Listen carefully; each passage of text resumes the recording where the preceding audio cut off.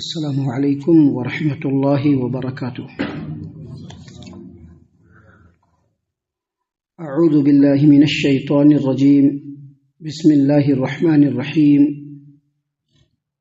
قال اذهب فمن تبعك منهم فإن جهنم جزاؤكم جزاء موفورا واستفزز من استطعت منهم بصوتك وأجلب عليهم بخيلك ورجلك وشاركهم في الأموال والأولاد وعدهم وما يعدهم الشيطان إلا غرورا إن عبادي ليس لك عليهم سلطان وكفى بربك وكيلا۔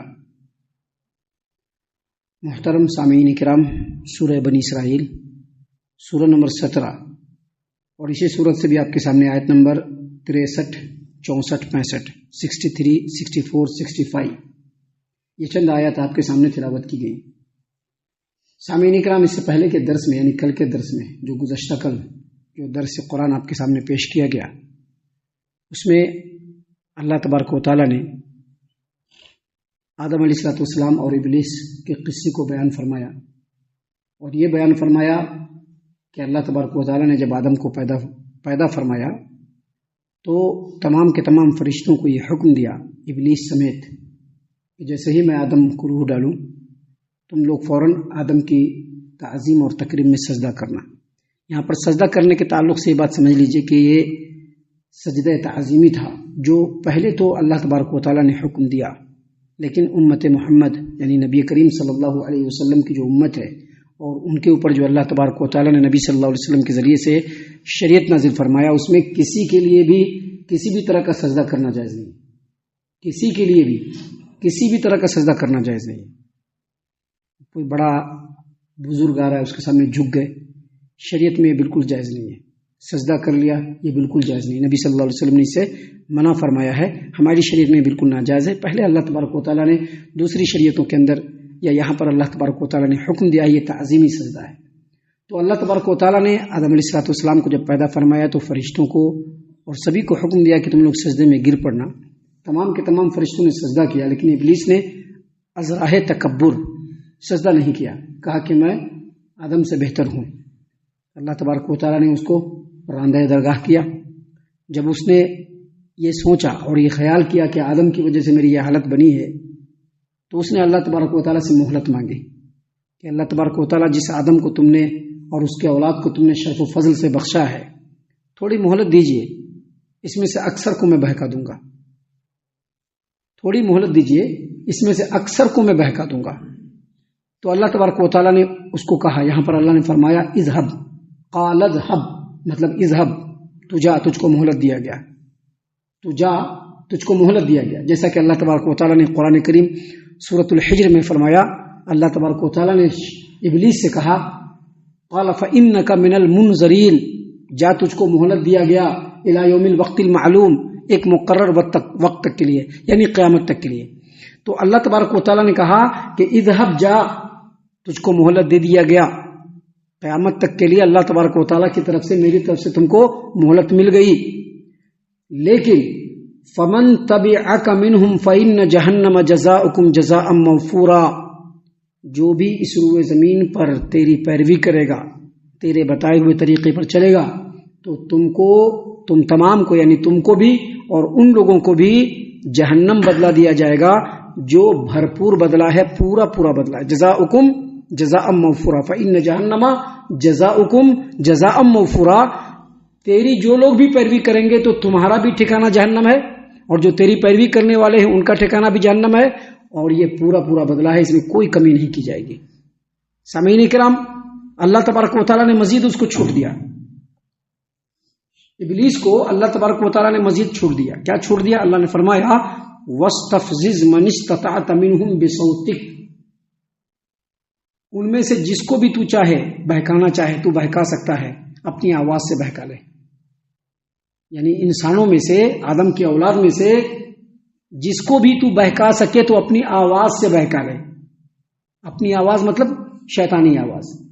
شیطانی آواز ہر وہ آواز ہے، شیطانی آواز ہر وہ آواز ہے جو انسان کو اللہ کی نافرمانی پر اکساتا ہے، اور یہ جو آواز ہے عموماً ابلیس کے چیلوں چاٹوں کی طرف سے آتی ہے، اور شیطانی آواز سے مراد ہر وہ آواز ہے جو جھوٹ ہو. شیطانی آواز سے مراد ہر وہ آواز ہے جو جھوٹ ہو، جو انسان کو نافرمانی پر بہکانے والا ہو. شیطانی آواز سے مراد ہر وہ آواز ہے جو گالی گلوچ ہو، لڑائی جھگڑا ہو. شیطانی آواز سے مراد ہر وہ آواز ہے جو ایک انسان دوسرے انسان کے خلاف کسی کو بھڑکانے اور ورغلانے کے لیے اس کے کان میں آ کر کے کہتا ہے، اور جس پر انسان بھڑکتا ہے اور انتقام کی آگ میں جلنے لگتا ہے. یہ شیطانی آواز ہے. شیطانی آواز سے مراد ہر وہ میوزک ہے، گانا ہے، راگ رنگ کی محفل ہے جو انسان کو اللہ تبارک و تعالیٰ کی نافرمانی پر بھی اکساتا ہے، اللہ تبارک و تعالیٰ کی یاد سے غافل بھی رکھتا ہے، اور انسان کی جو اصلیت ہے اس کے اوپر پردہ ڈالے رکھتا ہے. تو اللہ تبارک و تعالیٰ نے یہاں پر شیطان کو چھوٹ دیتے ہوئے کہا کہ وَاسْتَفْزِزْ مَنِ اسْتَطَعْتَ مِنْهُمْ بِصَوْتِكَ، انسانوں میں سے جس کو چاہے اپنی آواز سے تو جس طرح سے بہکانا چاہے بہکا لے. آپ ذرا اس آیت کریمہ کے اوپر غور کریں گے اور انسانی زندگی جو گزر رہی اس پر غور کریں گے تو ہمیں یہ پتہ چلتا ہے کہ ہر قدم پہ شیطان بہکا رہا ہے اور انسان اس کے دامے فریب میں آ رہا ہے. چاہے آپ گھریلو معاملے کو لے لیجئے، خاندانی معاملے کو لے لیجئے، سماج و معاشرے کے معاملے کو لے لیجئے، اداروں کے معاملے کو لے لیجئے، آپ کو ہر جگہ پہ یہ چیز مل جائے گی. شیطانی آواز. اللہ نے کہا وَاسْتَفْزِزْ مَنِ اسْتَطَعْتَ مِنْهُمْ بِصَوْتِكَ، اے شیطان، اے ابلیس، تو اپنی آواز سے ان میں سے جس کو بہکا سکے بہکا لے. وَأَجْلِبْ عَلَيْهِمْ بِخَيْلِكَ وَرَجِلِكَ، اور اپنے سواروں اور پیادوں کو لے کر کے انسانوں پر چڑھ جا. چڑھ جا مطلب کیا؟ جس طرح سے ڈاکو اپنی پوری جمعیت کے ساتھ کہیں پر دھاوا بولتا ہے اور تباہی اور بربادی مچا دیتا ہے، اللہ نے ابلیس کو یہ چھوٹ دیا. چھوٹ کیا دیا؟ کہ تو اپنے پورے لشکروں کے ساتھ، چاہے وہ گھڑ سوار ہو، چاہے وہ پیدل ہو، چاہے وہ انسانوں میں سے ہو، چاہے وہ جناتوں میں سے ہو، چاہے وہ شیطانوں میں سے ہو، سب کو ایک ساتھ لے کر کے اولاد آدم کو گمراہ کرنے کے لیے تو پل پڑ، اور جیسے اس کو تو گمراہ کرنا چاہتا ہے تو گمراہ کر. تجھ کو پوری چھوٹ دی جا رہی ہے. اور آگے مزید اللہ تبارک و تعالیٰ نے کہا وَشَارِكْهُمْ فِي الْأَمْوَالِ وَالْأَوْلَادِ وَعِدْهُمْ، ان کے مالوں میں اور ان کے اولاد میں شریک ہو جا اور ان سے وعدہ کر. مالوں میں شریک ہو جا کیا مطلب؟ یہ جو آیات اللہ تبارک و تعالیٰ نے بیان فرمایا ہے غور و فکر کرنے کے لیے. ابھی مسلمانوں کو تو فرصت نہیں ہے، بہت سارے کام ہیں، بہت سارے کمٹمنٹ ہیں، بہت ساری چیزیں. اس کو پڑھنے کی کیا ضرورت ہے؟ اس کو پڑھ کے ہوگا کیا؟ کچھ نہیں ہونے والا ہے. لیکن شیطانی دھوکہ یہی ہے. شیطان نے انسان کو دنیا کے سبز باغ دکھلائے ہیں، اور انسان جیسے ہی تھوڑا ہوش و حواس سنبھلنے والا ہوتا ہے نا، بس اس کو دنیا کی ہریالی ہی نظر آتی ہے، باقی کچھ نظر نہیں آتا ہے. کیسے دنیا، ہائے دنیا، ادھر دنیا ادھر دنیا، اسی میں مست ہے، کچھ نظر نہیں آتا ہے. لیکن جب ایک وقت آئے گا تو اس وقت انسان سوچے گا کہ ہم غلط راہ پر چل رہے تھے. لیکن وہ وقت ایسا وقت ہوگا کہ اس وقت سوائے پچھتانے کے کچھ بھی ہاتھ آنے والا نہیں، کچھ بھی ہاتھ نہیں آنے والا ہے. جب وہ وقت آ جائے گا تو پچھتاوے کے علاوہ کچھ بھی ہاتھ میں نہیں رہے گا. اللہ تبارک و تعالیٰ یہ سب باتیں اس لیے بیان فرمایا کہ انسان اس پر غور کرے اور شیطان کے چالوں اور ہتھ کنڈوں کو سمجھے. اللہ نے کہا وَشَارِكْهُمْ فِي الْأَمْوَالِ وَالْأَوْلَادِ وَعِدْهُمْ، اور دیکھ ابلیس تو انسانوں کے مالوں اور اولاد میں شریک ہو جا. مال میں کیسے شریک ہوتا ہے؟ کمانے کے جتنے بھی حرام راستے ہیں نا، انسان جو اس پر چلتا ہے اصل میں شیطان کے بہکاوے میں آ کر کے ہی چلتا ہے. کمائی کرنے کے جتنے بھی حرام راستے ہیں، جتنے بھی حرام طریقے ہیں، آج کل دنیا میں لوگوں کی تھنکنگ کا بس پیسہ آ جانا آتا ہے کہ نہیں ہے نا؟ اڈانی کے پاس بھی پیسہ ہے کہ نہیں ہے؟ اڈانی کے پاس پیسہ ہے نا، بہت پیسہ ہے. لیکن کیا سبھی اس کو عزت کرتے ہیں؟ کیا گالی دینے والے گالی بھی دے رہے ہیں، دیتے ہی نہیں دیتے. امبانی کے پاس بھی پیسہ ہے، جو ان کے سامنے چیلے چمچے کر رہے ہیں لیکن اس کو گالی بھی تو دے رہے ہیں. لوگ کیا سمجھتے ہیں کہ پیسہ آ گیا تو بس عزت ہو گیا؟ کوئی عزت نہیں ہے، صرف منہ پر دیکھی باتیں ہوتی ہیں بس. پیسے انسان کو عزت نہیں دلاتا ہے. عزت دلانے والا کون ہے؟ رب العالمین ہے. جب اللہ نے کہہ دیا کہ اس آدمی کی عزت ہے تو عزت ہے، کیونکہ وَلِلَّهِ الْعِزَّةُ، عزت پوری کی پوری اللہ کے پاس ہے، عزت پیسے میں نہیں ہے. لیکن یہ جو حرام کی کمائی ہوتی ہے اس کے کمانے کے جتنے بھی ہتھ کنڈے اور جتنے بھی ذریعے ہیں وہ سب شیطان دکھاتا ہے.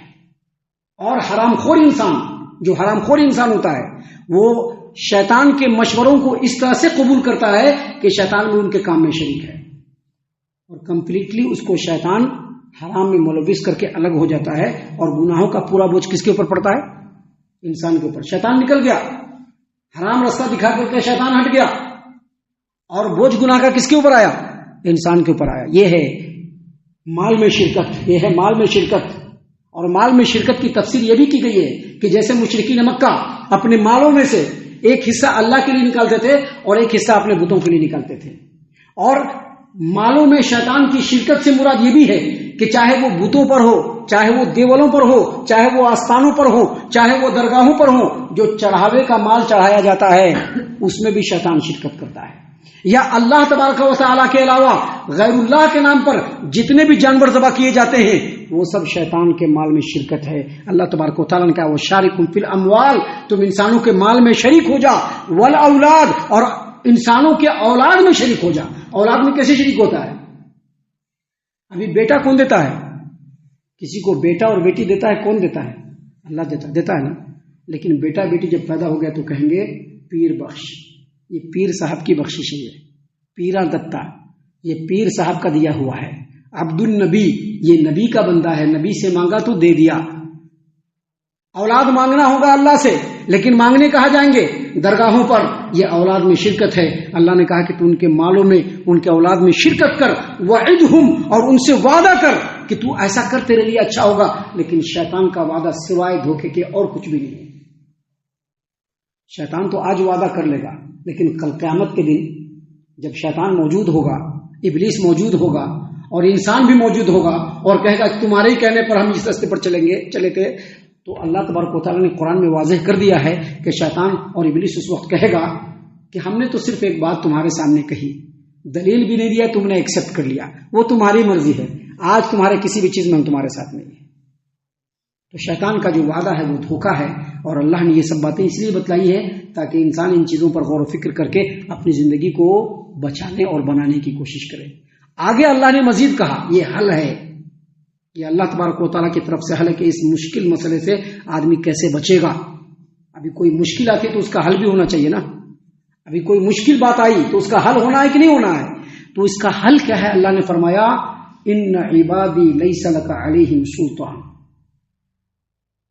تو یہ سارا کارنامہ کر لے، لیکن جو میرے مخلص بندے ہوں گے ان پر تیرا کوئی زور نہیں چلے گا. تو یہ ساری حرکتیں کر لے، لیکن جو میرے مخلص بندے ہوں گے ان پر تیرا زور نہیں چلے گا. زور کس پر چلے گا؟ جو دنیا پرستی میں ڈوبے ہوئے ہوں گے. زور کس پر چلے گا؟ جن کا عقیدہ کمزور ہوگا.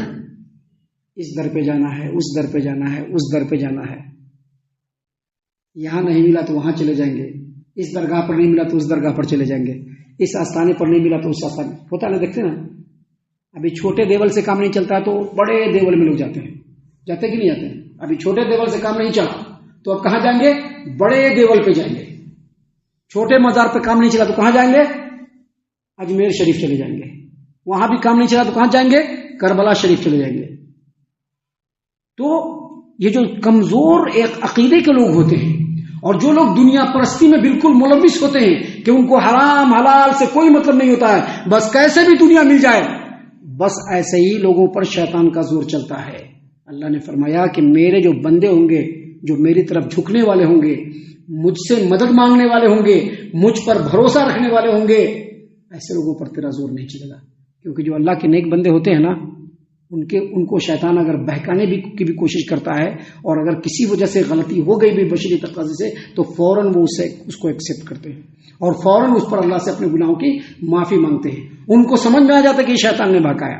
لیکن جو دنیا پرست ہوتے ہیں ان کو کتنا بھی شیطان بہکا دور ہے کہ اسی میں ہم کو فائدہ ہے اور بھاگتا جائے گا. اللہ نے کہا ان عبادی لیس لک علیہم سلطان، میرے بندوں پر قطعاً تمہارا زور نہیں چلے گا. اور وکفا بربک وکیلا، اے نبی صلی اللہ علیہ وسلم آپ کے لیے آپ کا پروردگار کارساز ہونا ہی کافی ہے. آپ کے لیے آپ کے پروردگار کا کارساز ہونا ہی کافی ہے. یعنی جو اللہ کے نیک بندے ہوتے ہیں نا، جو اللہ کے نیک بندے ہوتے ہیں ان کے لیے اللہ کافی ہے. ان کا کوئی بھی مسئلہ ہو، اللہ تبارک و تعالیٰ اس طرح سے اس کو سیدھا کرے گا کہ اس کو وہم گمان بھی نہیں ہوگا. کیسا بھی مسئلہ ہو, جو اللہ کے نیک بندے ہوتے ہیں اللہ اس کے مسئلے کو ایسے سیدھا کرتا ہے, ایسے سنوارتا ہے کہ وہ بندہ بھی حیران ہو جاتا ہے کہ کیسے ہو گیا, ہم کو تو خود پتہ نہیں تھا.